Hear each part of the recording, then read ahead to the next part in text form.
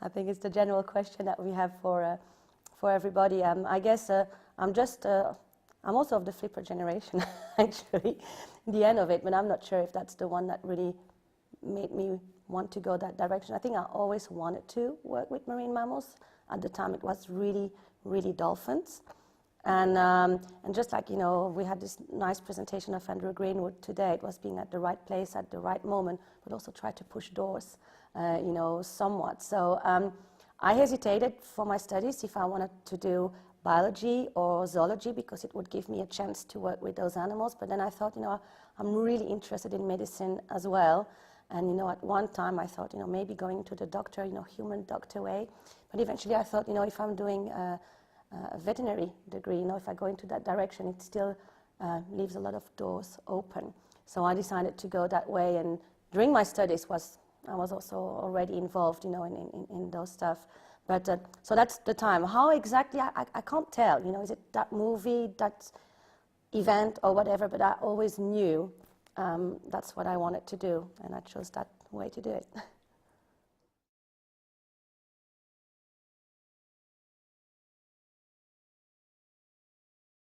Yes, in a way, and I'm still doing it. I mean, I would say that the research of the work of my life is still working on erysipelathrix, which is actually a bacterial disease that we can find, in dolphins quite bad. And in one of the first places where I worked, in Bruges, so many years ago, in the late 80s, we had a couple of dolphins that died from it very fast, and also one of our first successful baby died from it when she was 6 months old. And so in the early 90s, I thought I want to know more about erysipelas in dolphins. So I started working on it at the time. But you see, it's 25 years ago. And after quite some years at the university, actually, they suggested, look, all that data, you should try to make, something more of it, like a master or a PhD. So actually, it's an ongoing PhD for so many years because we're studying a population for the last 25 years, so we can see the effect of the vaccination over time. Because it's not like we're studying 3 years. It's very different if you have animals that have been vaccinated forever, if they're young, if they're old, if at the time they were coming from the wild. So these all answers that are different. So yes, I'm still busy in that research, which I call it the research of my life. But we do a lot of stuff in sea lions. I love ultrasound. So we're developing different ways to see the animals, and I'm working a lot on eye ultrasound in sea lions. We're working on different ways to prevent reproduction with them, because people are always thinking about dolphins, but sea lions is a big stuff as well. And in the course of all the years, depending on the cases we had with some animal, then we decide we're going to work a little bit more on that or on that for a couple of years, because that was really the subject at the time. So I would say yes, I'm busy with research and science, but still within the confinement, if I could say so, of our dolphinariums and parks. I have not been much involved into research in the wild, though I've done some surveys with people, but not as much.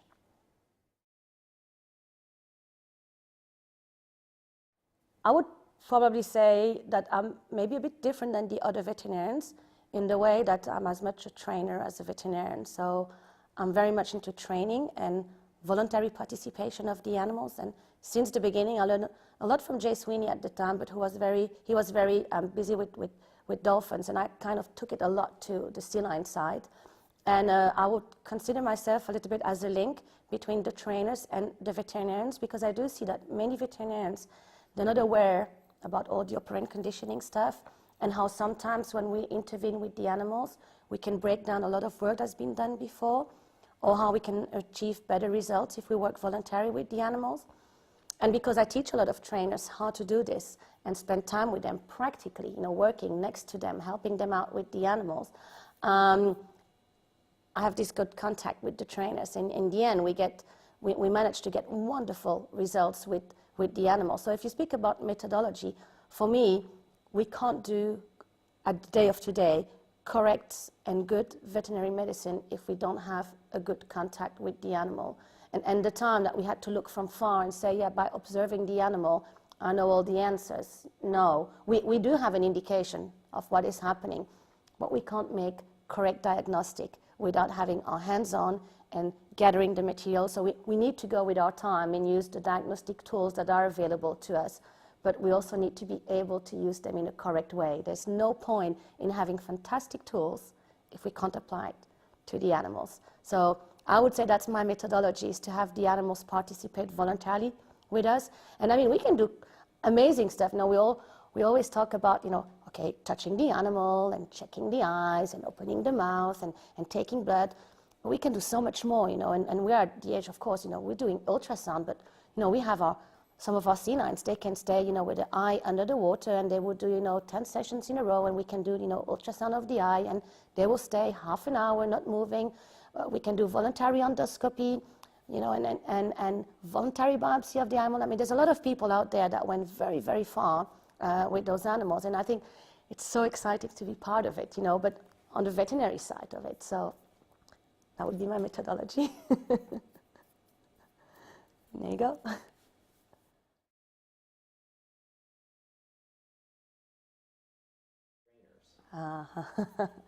Yes, I love training the trainers. I've been doing that for a long time, actually, because I go to places and I'm hired, or I go as a consultant to give workshops on training.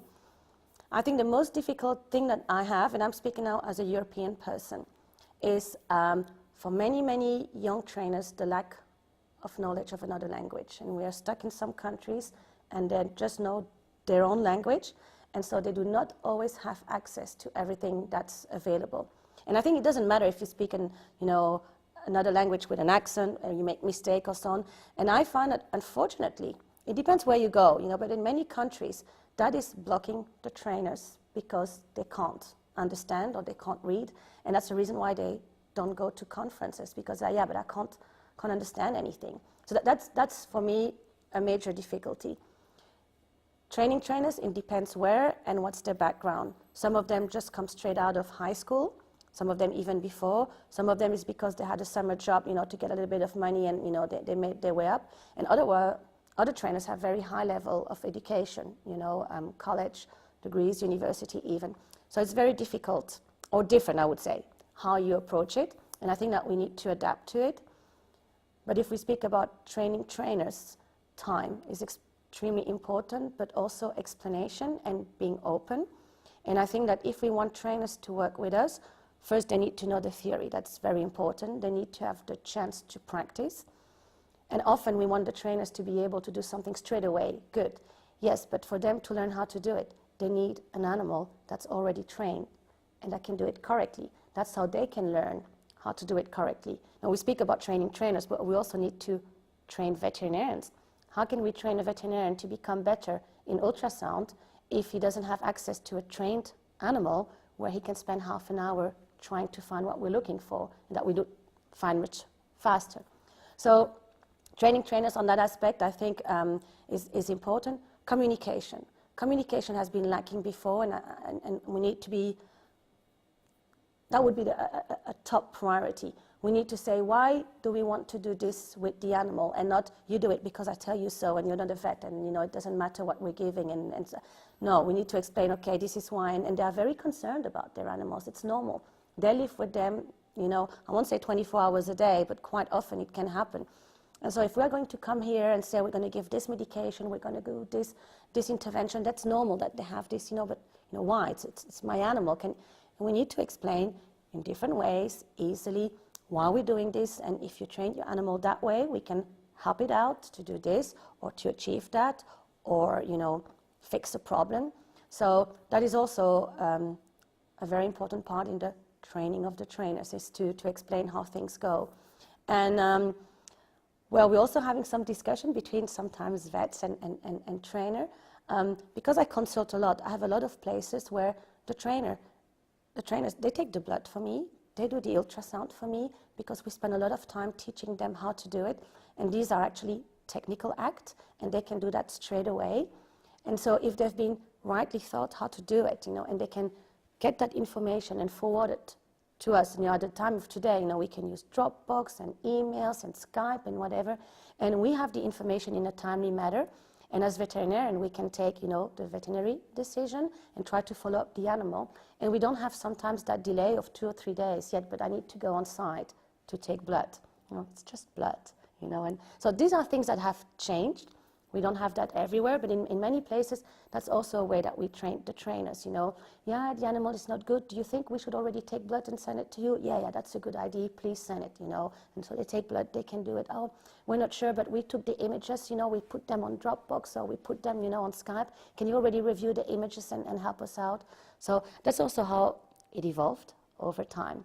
And so that's also how we train the trainers. And the trainers actually, they train ourselves too, you know, to understand, you know, what the animals are, how patient we need to be in some of them, and try to recognize the character of different animal. And we're not going to be working in the same way with each of them, so we need to listen to what the trainers tell us, because that's how we're going to get the best results. So, I mean, it all comes back to working together to, you know, achieve better results. Yeah.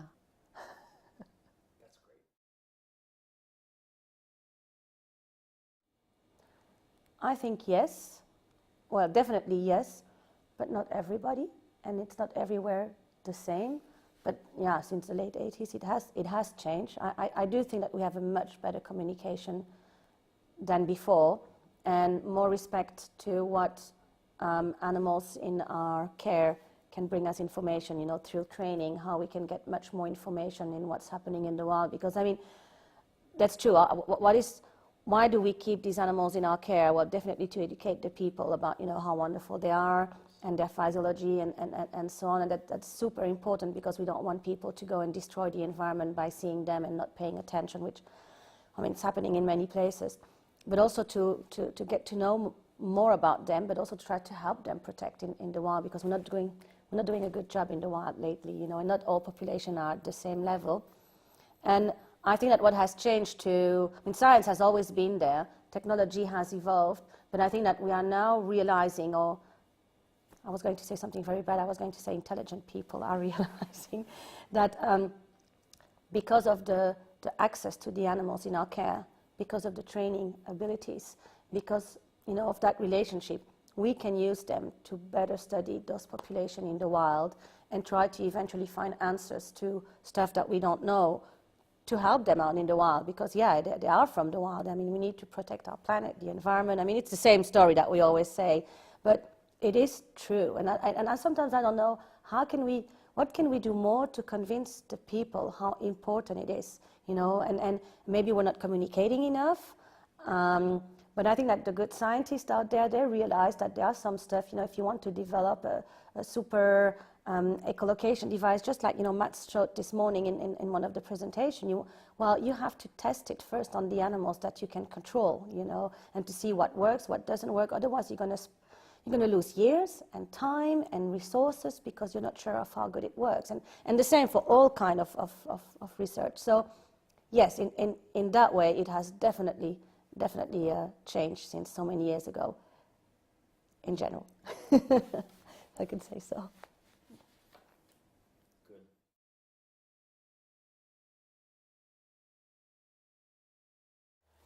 You know, this is an ongoing question, and I think that is one point that is very clear from the beginning. There are some people who will never change their mind. So what's the point of trying to make somebody that's, you know, stubborn and is not going to listen to, you know, some information, you know? So that's one point that's set up. You know, some people will not change their mind. The other is that I think that we have to make the difference, in a way, between captive and in the wild. I mean, of animals that are in the wild, but we have to get away from good and bad. And I think that people sometimes want to put it into, oh, but in the wild it's good, and in captivity it's bad. It's different. It's different, and it's not because it's different that it's good or bad. There are good things happening in the wild, there are many bad things happening in the wild. We have very good things happening in captivity, but unfortunately, we still have some things that are not happening or that are not good in captivity. So I think that's first one very important stuff, you know, that we can't just categorize good or bad. Then we do need it. We can't study and we can't learn more about those animals by sending people, you know, out, you know, and say, look, I mean, maybe it's controversial, but try to study killer whales. I mean, who knows better the killer whales than the people working with them day in, day out, knowing them, know how they react, know how they eat, how they feel, how they react, and so on. Yes, you know population in the wild because you've observed them, but you will never observe them as much as somebody that works with them on a daily basis. Now, we will have some biased information because an animal in our care doesn't need to protect himself or herself from predators, doesn't need to fight against the elements, doesn't need to, swim sometimes in great length to try to find food, not because they want to swim that much, just they need to go there to find the food. And in some places, they need to travel way more because the food is gone, So those are probably behaviors that are not going to be completely copied in our care because we are providing all that for the animals. But that gives us the liberty also to do much more with the animals and, and discover or find out, the abilities of those animals. So it's always difficult to say, is it good, is it bad, do we need it? I think they are complementary, and one cannot do it without the other.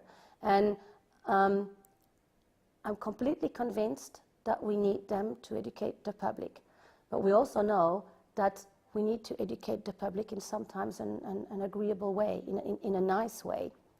And those animals that are not using all their time to fight against predator or try to find food or whatever, they also need activity.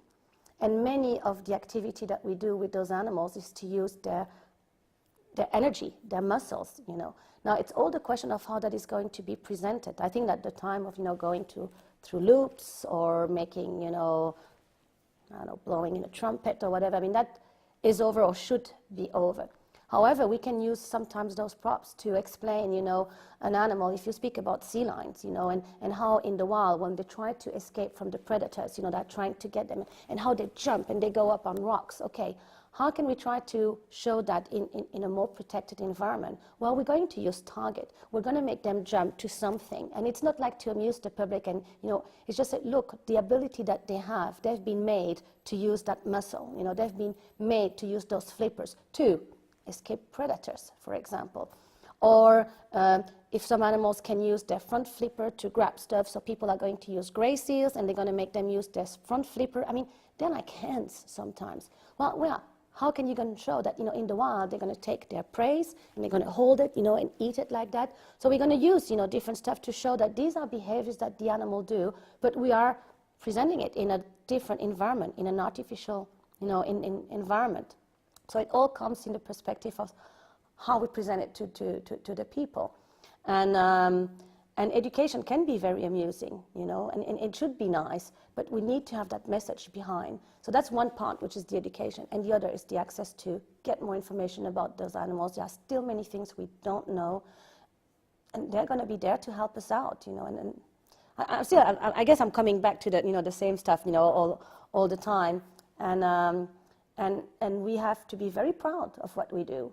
I think it's amazing what some of those researchers can do, to help out the populations, out there. So, yeah.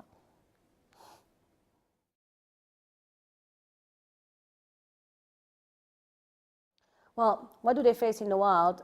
Starvation. I would say that's a big trouble that they will face because they're on the top of the chain, but so is the human being, and we're going out and depleting the ocean of all the resources. So starvation is a problem in the wild because the food is not there anymore, and because of that, they need to go to another eco-environment, which was maybe not their environment from the beginning, and they might not, adapt to it. Definitely the pollution of our environment, whether really physical pollution, noise pollution, occupational pollution, that has changed. We're taking away the habitat of our animals, but we're also providing them a habitat that is not correct anymore. So I would say that's what they do face, definitely in the wild. What do they face, in captivity? They do face some stuff, and definitely everything that we made to hold them, like the environment, the enclosures that we are going to use, we need to really think what we're doing because we don't want to harm them because our enclosure or environment is not well done.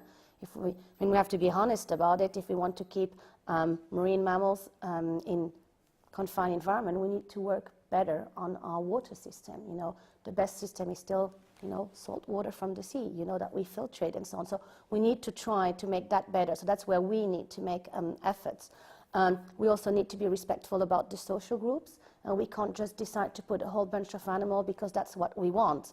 We also need to see, well, sometimes socially they need to be in a big group, or these are more like animals that are alone, or they are only coming together during reproduction. In the rest of the time they should be separated. And maybe for the public it might be weird saying, you know, why is that animal alone? Yeah, well, in the wild that's how they are. They come together for repro, the rest of the time they are separated. We have to be careful about social in the way of I like you, you don't like me, or vice versa. I mean, there are groups that are working and groups that are not working. And I think that if socially a group is not working, it's our responsibility to adapt it and say, look, this animal cannot stay here, needs to go there, and let's see how it works. So these are stuff, you know, that like you say, you know, what can they be faced to, you know, in our environment? I would say that. One thing I would like to say sometimes is that, well, sometimes no, I would like to say, people say, oh, we are overusing the animal in our care and we're tiring them and so on. I would not say the bad word, but it's pretty much, you know, because no, trainers or people are tired. Those animals need to be occupied. And when we hear, oh, you have 5 or 6 presentations per day, you're overusing the animals, I would say go for 20 presentations a day, you know. We need to be, those animals need to move. So they need to move, need to be active, need to do stuff. And occupying them by presentation, by research, by education, by interaction and so on, it's just super good. It's really nice. So I think that the problem that we have sometimes in zoo is more like the animals, there's nothing to do. So, you know, boredom is also one of our responsibility in our confined environment. And I would be much more going the other way. We should make them work way more because it's good for them. You know, it is good. That's what they're made for. They're made to work, to search food, to use their muscle. So we have to, you know, replace that by a lot of activity. And again, it's not good, it's not bad. It might be a different kind of activity, but to use that energy and that time and so on.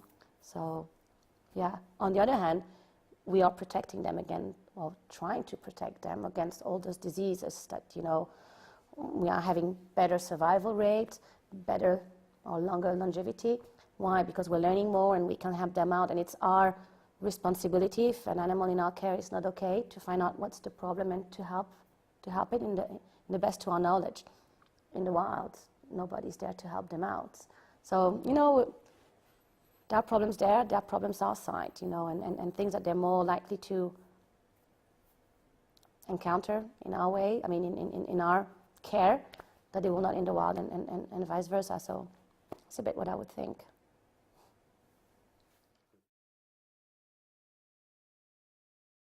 Mixed thoughts and mixed feelings.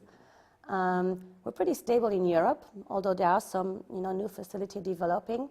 We do know that in the East, and I would say more like Asia, you know, a lot is happening there. There's probably a lot of things happening in other countries that we do not know because we don't have access to it. You have the good and bad, you know, and I wouldn't say that we can put everybody in the same bag, but definitely because we are more successful in the care of our animals. And, you know, to the contrary to our detractors that say, you know, we do not have a good survivalship, you know, we don't have, I mean, if we're speaking about cetacean in general, let's speak about dolphins, for example. We have a very good reproduction ratio. It works very well. We're starting to lack space. We need space to have them. And I would think it's something good because we should give possibility for people to develop new facilities so more people can have access to those animals and discover them and, you know, how wonderful they are and how we can protect them. So we need to be able to welcome those animals, and in many places we are actually preventing them from reproducing because we are having so much success. Now, this being said, there's also a lot of places developing. And just like everywhere, you have better places and lesser places. And I'm not familiar enough to all the places in Asia, I have to say, or even in Russia that are developing. So it's very difficult to speak about a place you don't really know firsthand. And it's sometimes by hearsay or, you know, so. But I believe that sometimes it's done too quickly. And it's not that we have more expertise in the West compared to more, you know, in the East. It's just that people in the States and Europe have been there for a longer time, you know, working with those animals or with better technology. And it would be nice to work together so that that they don't have there very soon the problem that we're having or that we used to have here, or that they're not going to create more problem here because that's where, you know, people that are detractors of it are going to go there. But I am sure that there are facilities that are good and are going to be good, and there are probably facilities that are not okay. So how can we adapt it? I'm not sure. By developing communication, definitely, But is it good or bad? I don't think it's bad to have more places. I think it's bad to have more bad places. So we need to make sure it's correct. Yeah, that's it.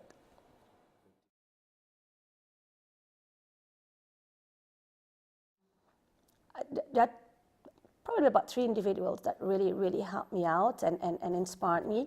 The very first one is Sam Ridgway, just because when I did my thesis at school, actually I decided to do it on anesthesia of marine mammals, in the late 80s, imagine.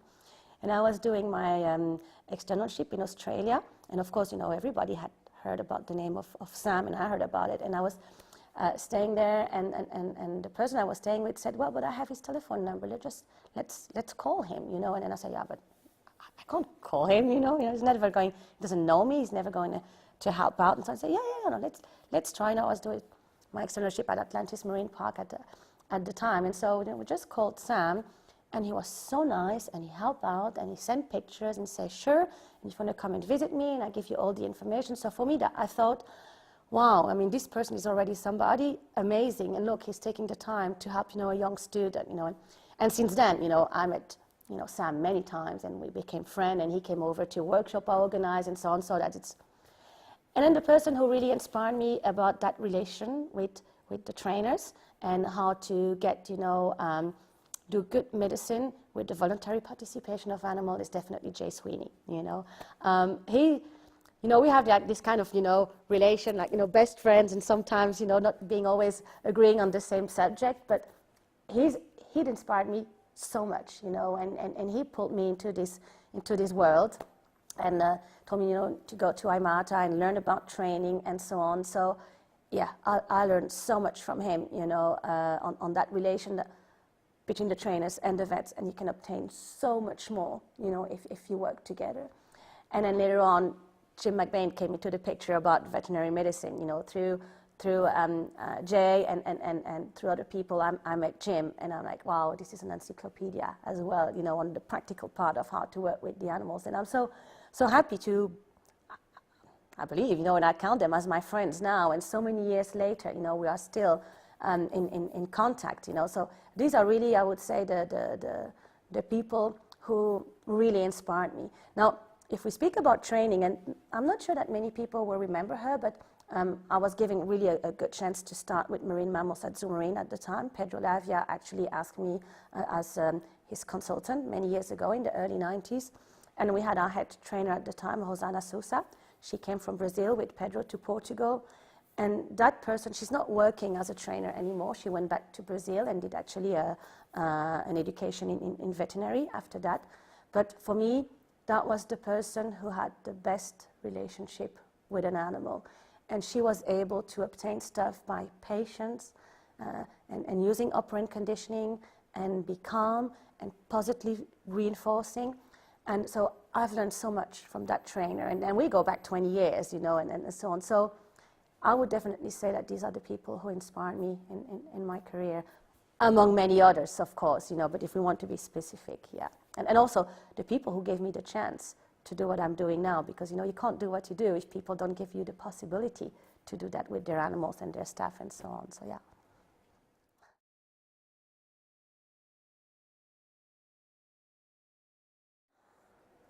It depends in what direction you want to go. Do you want to go into the training direction? Do you want to go into research? Do you want to go into veterinary medicine? I think that at the day of today, it's impossible to know everything or to be good in all those expertises because it has changed so much. I would say that at the time we had general practitioner that knew and did more or less about everything.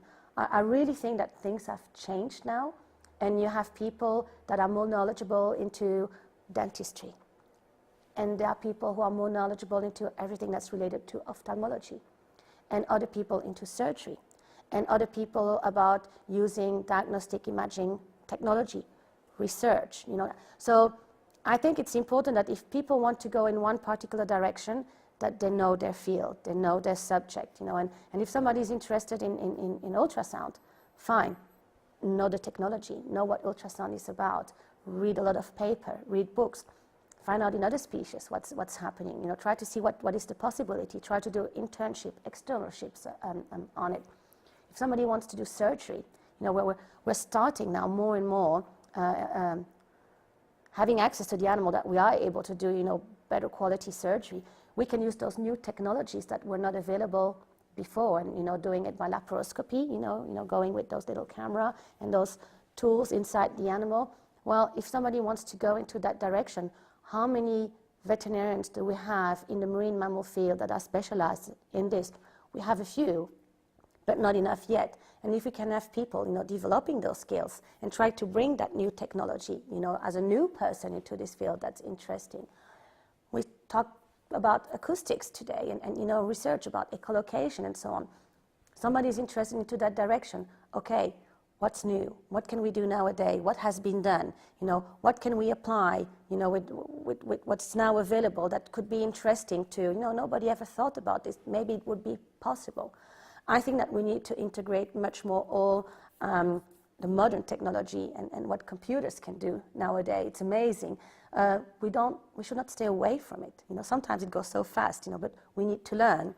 So it is difficult to say, you know, what should you know before you enter into this field? And sometimes you don't know before. You know, you go into one direction and then you realize, yeah, but it's not what I thought, and I'm more interested into that part. So my advice has always been, you know, go to conferences a lot, talk to people, because then you're going to have already a broad idea what's about, and you can start having or forming your opinion. That's the part I like. You know, maybe I'll investigate more what can be done into that direction and so on. So, yeah, it's this.